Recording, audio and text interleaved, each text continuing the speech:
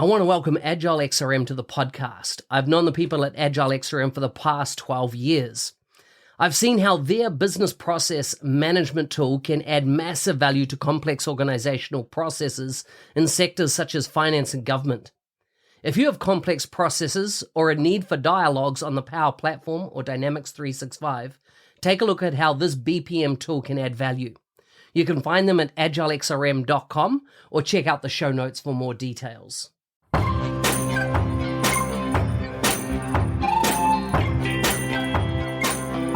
Welcome to the MVP Show. My intention is that you listen to the stories of these MVP guests and are inspired to become an MVP and bring value to the world through your skills. If you have not checked it out already, I do a YouTube series called How to Become an MVP. The link is in the show notes. With that, let's get on with the show. Today's guest is from the United States. He's an ERP delivery director.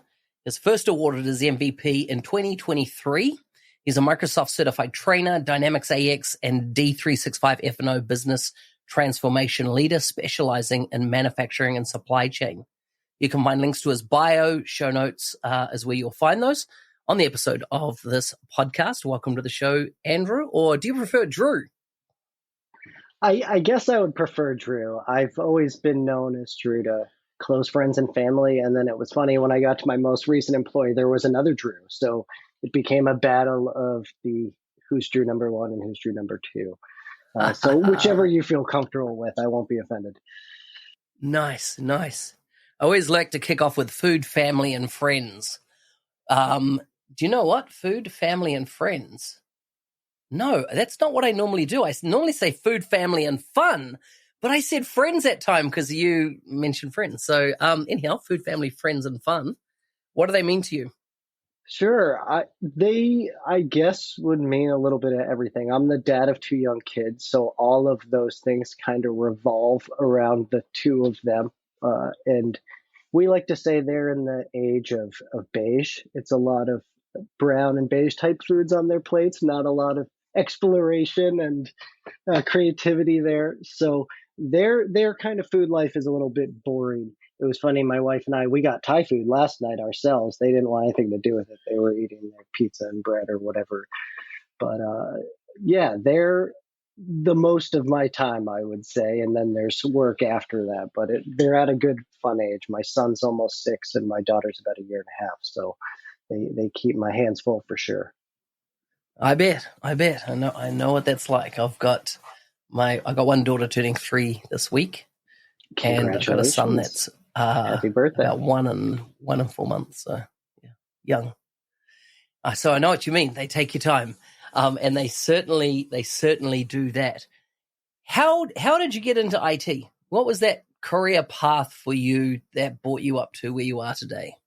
Accidentally, I would say, maybe. I didn't really know what I wanted to do coming out of university in the U.S. fully. My first, I guess, career or full-time job that I took a hold of was selling IT products, kind of like a middleware almost. And that was very broad. That could be software, hardware. It was a lot of cold calling. Good company, good reputation was not the role for me. Sitting and calling up people on the phone all day and trying to talk about their general IT needs was not something I enjoyed.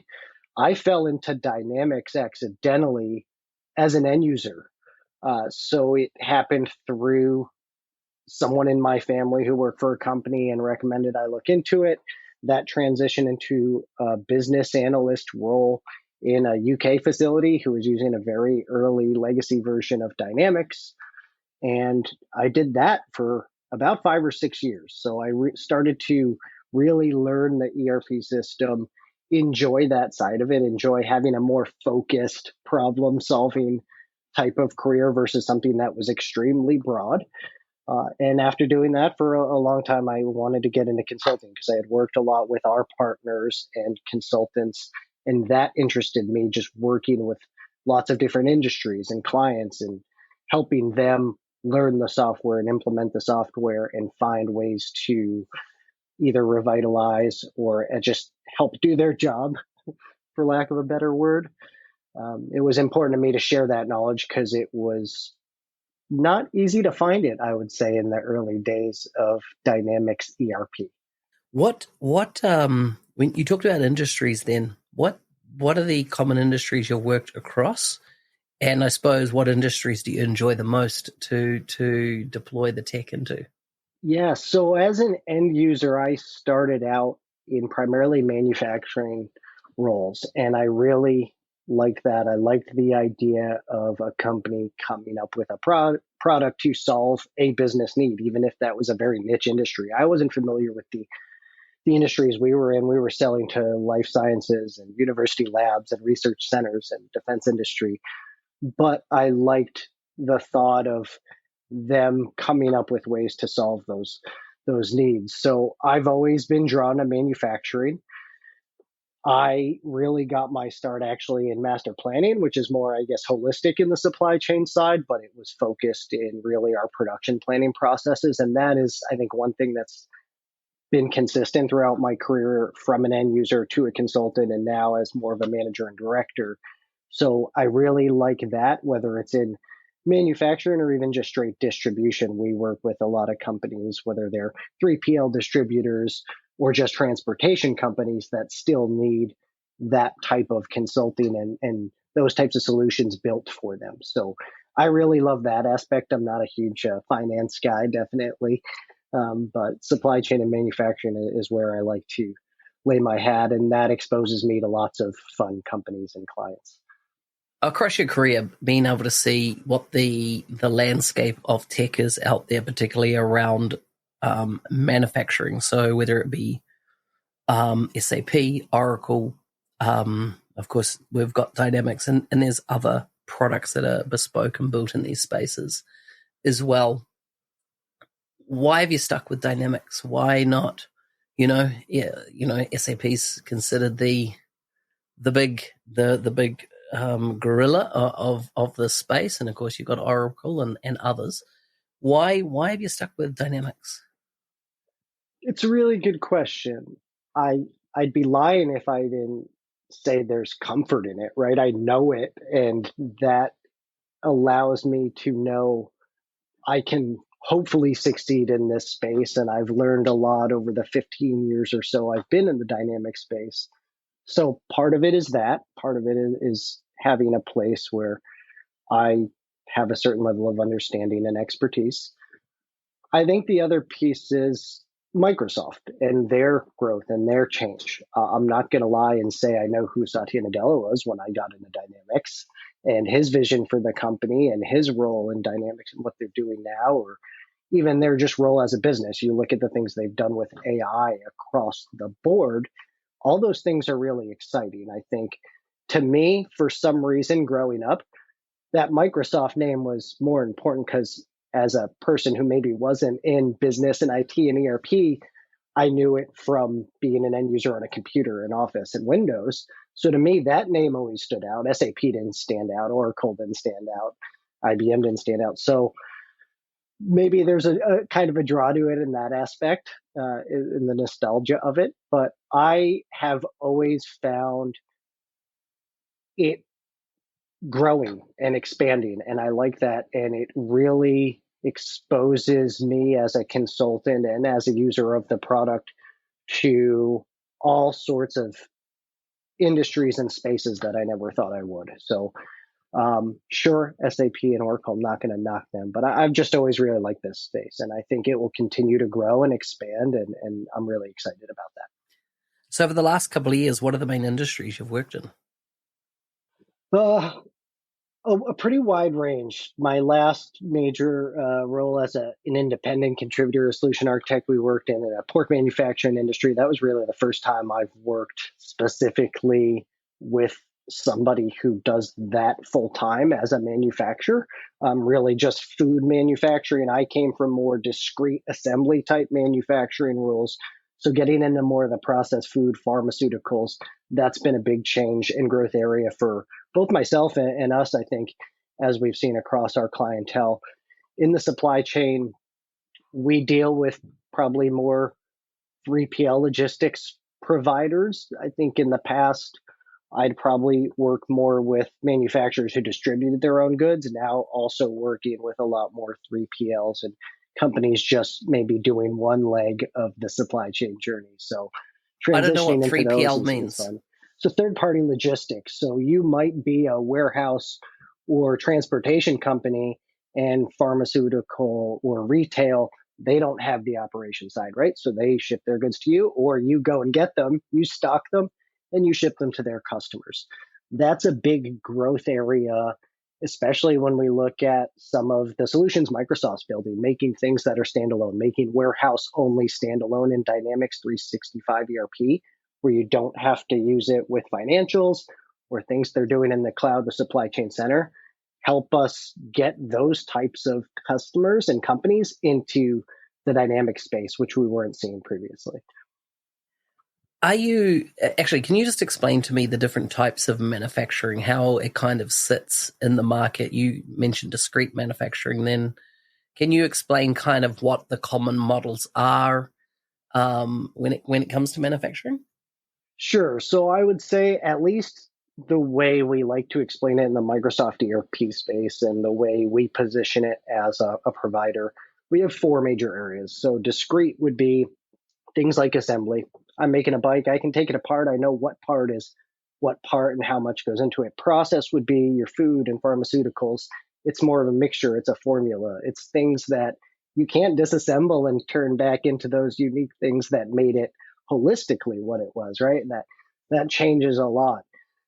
Then we get into lean manufacturing. That could apply to all sorts of manufacturing, but that's more about the process, cutting down the non-value added activities, focusing on minimizing waste, focusing on one piece flow and pull to the customer.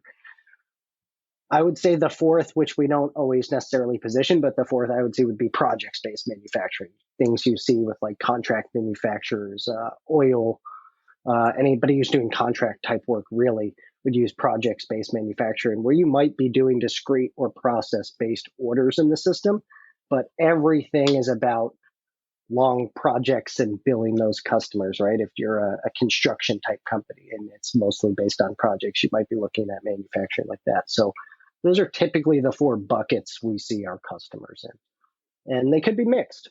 Yeah. Lean and discrete, they sounded pretty similar. As in, I know lean is something that came out of Toyota, right? It was a Toyota way, I think, originated. But when you described them, they sounded similar in a way. Is that you're talking about building a bicycle, and of course, when I think lean, I think of Toyota. So therefore, I think obviously building cars.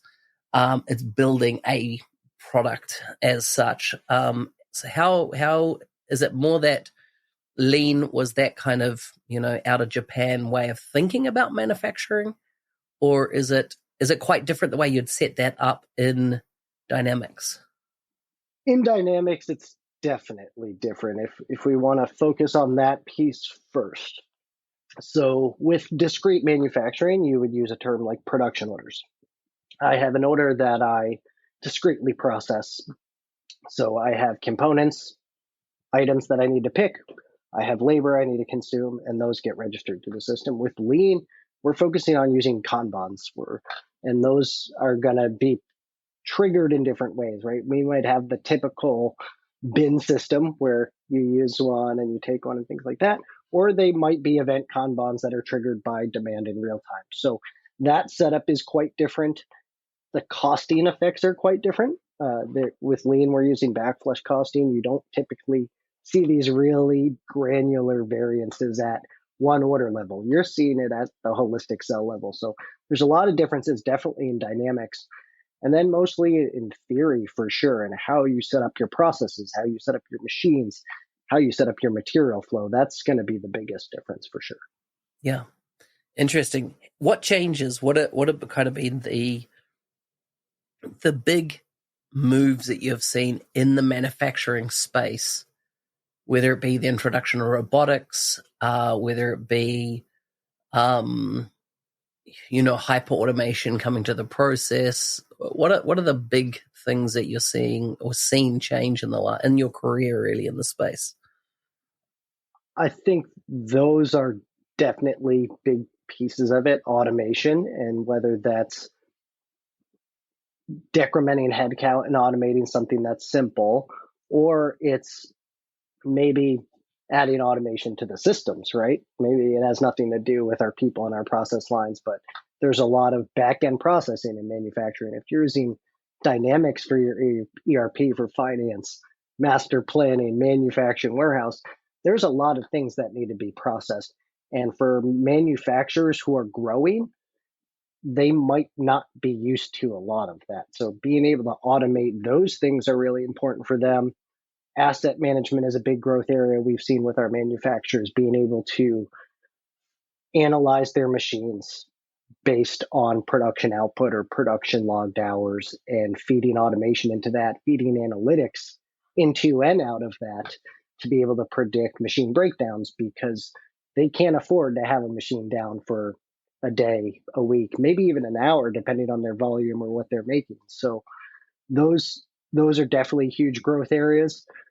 But with that, I think maintaining the right level of security and auditability with a lot of our manufacturers, if they're making things that are for government or something like that, there's a lot of regulations that they have. So it's a pretty difficult balance to maintain, I would say. Tell me about becoming an MVP. What was that journey for you? It's been an interesting one. I don't know if it was always a goal. Some years ago, I was introduced to now a colleague of mine who I believe was on your show, Kelly Kane at the time, Kelly Gustafson now. Mm-hmm. She had just become MVP for the first time. She's an MVP 7 years running now. And her and my boss were both interested in me becoming an MVP because I had been spending a lot of time helping users through the forums. I got really involved with dynamic communities in their regional and local events, their yearly conferences. I had started to share some things on social media, but at the time it seemed like they had almost this minimum level of threshold, and they said, you have to blog multiple days a week, and that's the only way you're going to do it. And I just kind of laughed because, I was like, I'm not just going to come up with arbitrary ideas and start blogging to win an award. So it was a rather long, strange journey. Kelly did nominate me a couple of years ago, and I did not get it. So it went from considering it, nominating me years later, and then being nominated again this year by someone else. I think a lot of it had to do with I'm in a role where I'm very, very lucky to be able to contribute a lot of my time to learning and sharing. It's part of my job. Anyway. So I've benefited from that. And I was able to this year start doing a lot more things like my podcast and really putting a lot into my YouTube channel. I did a series called Dynamics 365 A to Z, where I posted a video every day for the letter of the alphabet, sharing things in D365, finance and operations. So that really, I think, pushed maybe the award for me this year for sure. Well, what's your, when it comes to content creation and, of course, community contribution, what spins your wheels the most? Is it YouTube? Is it podcasting? And by the way, what's the name of your podcast, just so people can look it up and check it out?